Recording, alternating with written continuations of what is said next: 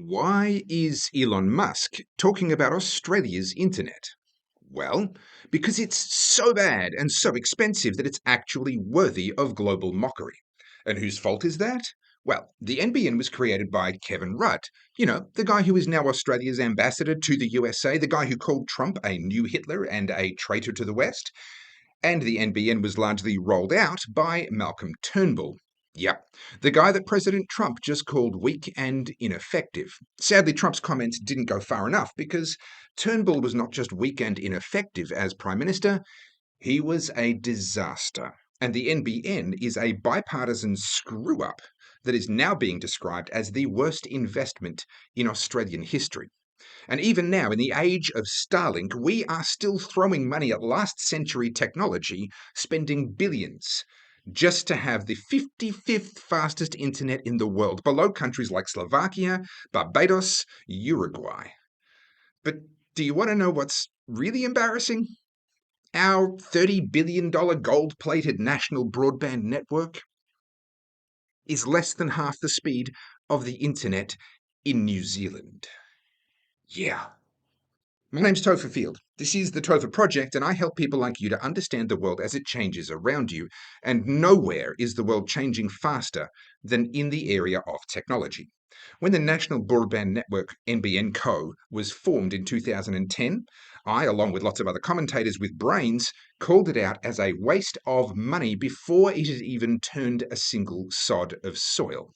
Now, keep in mind that at the time we were using 3G mobile networks, and to get high speed internet meant having a Foxtel or a cable TV connection. When I started as a YouTube political commentator in 2009, a huge proportion of Australians did not have internet fast enough to watch me on YouTube. Even my friends in the inner city who had access to the fastest internet speeds, they had to download their movies in HD before starting to watch them because even there, in the inner city, the internet wasn't fast enough to stream 1080p HD without buffering. We quickly forget how fast the world has changed. So let me tell you a quick story.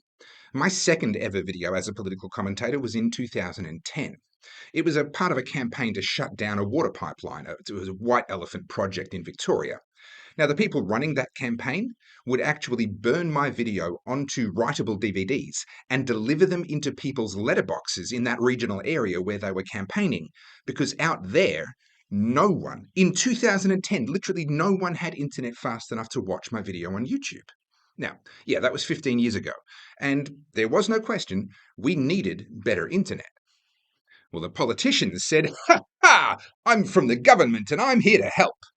They said that they had the answer to the problem of which technology should be implemented, and it was, without dispute, fibre optic cables. Our Progressive Party, the Labor Party, announced it from opposition in 2006 and then launched it from government in 2010. And then the Conservative Liberal Party under Malcolm Turnbull continued the project gleefully when they got power. They all agreed that we absolutely had to build a comprehensive fibre optic network spanning Australia, the lowest population density continent besides Antarctica, costing upwards of $40 billion.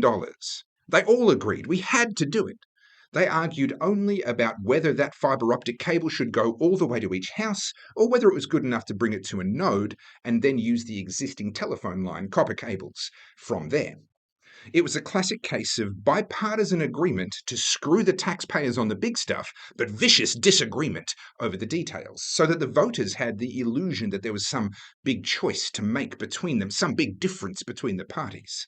When honestly, it was just a bit of kabuki theatre, all show with very little substance, because they absolutely agreed on spending tens of billions of dollars on a fibre network crisscrossing our enormous continent to serve internet to a sparse population. They promised us that this business case made sense. They promised us that this would be off-budget spending. In other words, it wouldn't add to the national debt or to the deficit because this was a government business which would be profitable, that it would pay back every cent. They assured us that they knew what they were doing and fibre optics was the best, indeed maybe the only technology which could carry us into the 21st century internet age. What was missed in all this fighting about fibre to the premises versus fibre to the node was the deeper question. the question of whether politicians or anyone in government should be answering these kinds of business questions in the first place. Whether taxpayer funds should be being used for what they said was business purposes. Now, at the time, the 4G rollout was just a year away. And yes, while 4G is considered slow today, it was revolutionary at the time. And areas with good 4G coverage instantly had faster internet than most cable connections did. We also had things like Inmarsat, that's a satellite based phone service. It's extremely slow, desperately expensive, but it does work anywhere in the world. And it was a de facto proof of concept for future direct satellite to handset communications. Now, I'm not saying that 4G or Inmarsat were the answers to our slow internet at the time. Far from it. But you could see where the technology was going to go, and many commentators, myself included, were quickly pointing out as loudly as we could that by the time the NBN rollout was complete, keep in mind the government was saying it would take 8 years, but we all knew that was a lie. And actually, they claimed it was finished in 2020, which was 10 years after they started. But the truth is, they're still building it, with another $3 billion invested this year to fund work that will take until 2030. But nevertheless, it was obvious that by the time the NBN was finished, inevitably over schedule and over budget, that there would be other technologies being rolled out commercially around the world which would be better, faster, and crucially, wouldn't require that same investment into physical infrastructure the way that these fiber technologies did. This wasn't speculation. This was obvious even back then, and private companies were investing literally billions of dollars to turn 3G into 4G, 4G into 5G, and yeah, 5G will become 6G in due course. Plus, satellite internet was always going to come sooner or later. But unlike the high altitude geostationary Inmarsat satellites, it was only a matter of time before someone rolled out low or Earth orbit satellite internet, which is always going to be faster and have lower latency. And sure enough, fast forward 15 years, here we are. Before the NBN is really truly actually finished, let's remember we are still spending billions a year on rolling it out, Starlink is now a thing. It offers comparable or better internet for similar subscription prices and way, way less setup cost.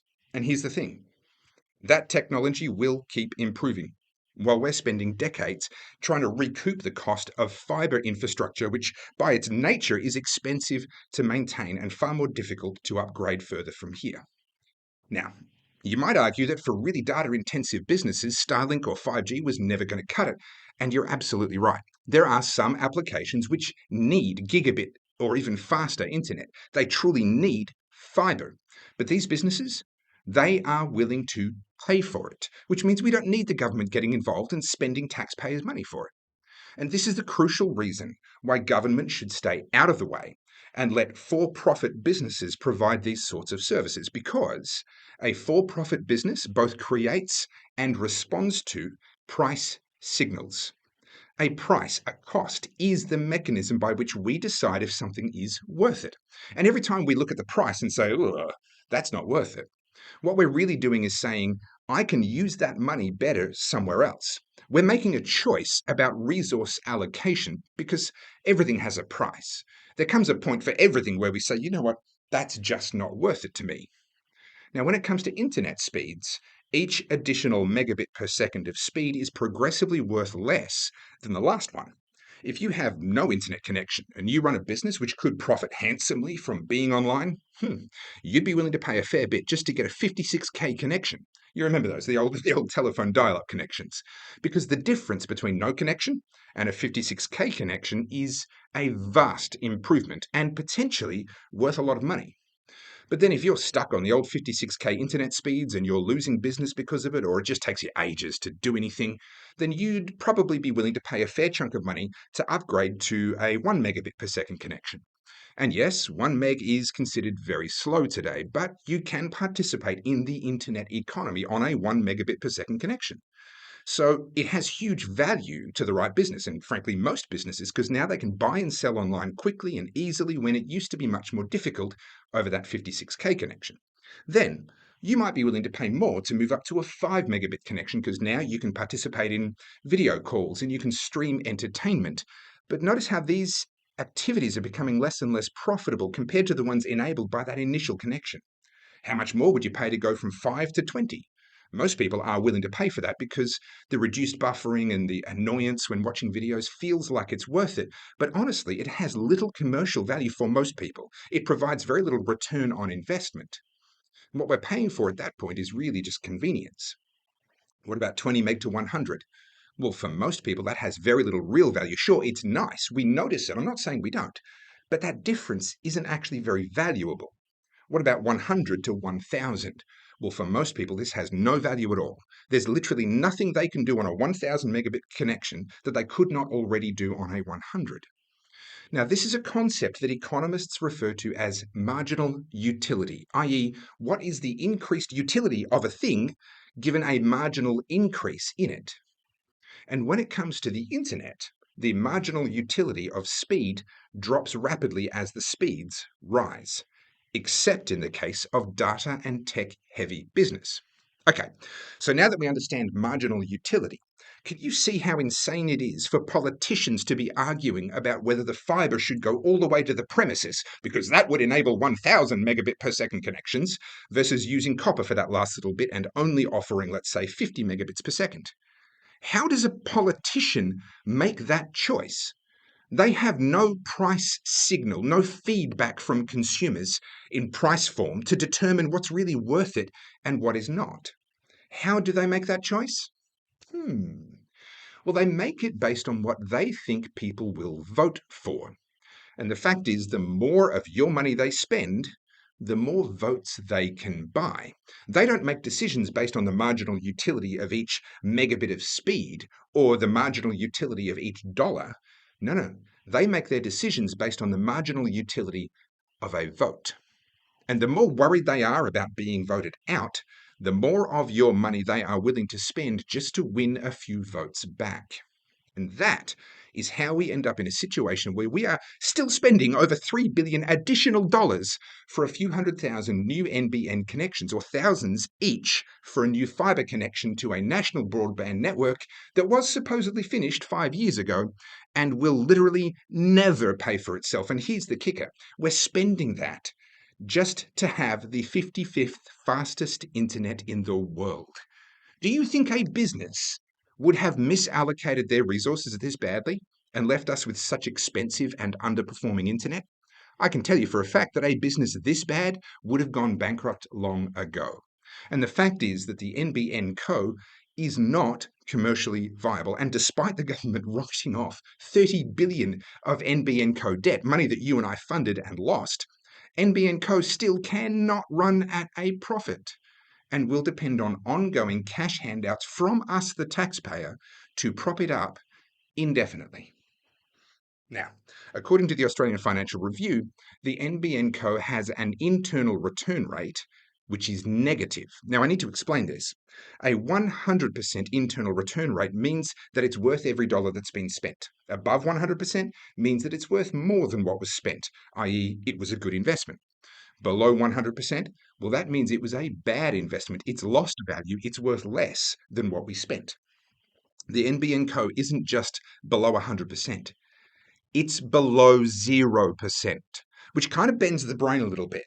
But it means that not only has it completely lost every single dollar which was put in, but it's also destroyed value in the wider Australian economy above and beyond the dollars that we put in. Meanwhile, while the Australian government's internet is generating negative returns, Elon Musk just announced that Starlink is now available in Niger, meaning that Niger now has faster and cheaper internet than Australia's disastrous NBN. Let that sink in. This is what happens when you let politicians make investment decisions devoid of price signals or a profit motive. You see, a profit motive is what stops businesses from spending money badly, from misallocating their resources. They want to make a profit, to make money, so they have to look at every expense and ask, is this really worth it? Will it generate a return? I mean, that's what you do with your household costs. Is this really worth it? Politicians, they don't care whether it's worth it in dollar terms. They just care about whether it buys a few votes. Now, the NBN is a cautionary tale and one which Australians must learn from fast, because until we stop tolerating this kind of vote-buying, economically ignorant nonsense from politicians, they will keep doing it. In the meantime, have a think about signing up to Starlink. This is not a sponsored video. My name's Topher Field. This is the Topher Project, and I help people like you to understand the world as it changes around you. Leave me a comment, maybe subscribe, maybe give me a like. Grab some of my books from goodpeoplebreakbadlaws.com, and I'll see you in the next one.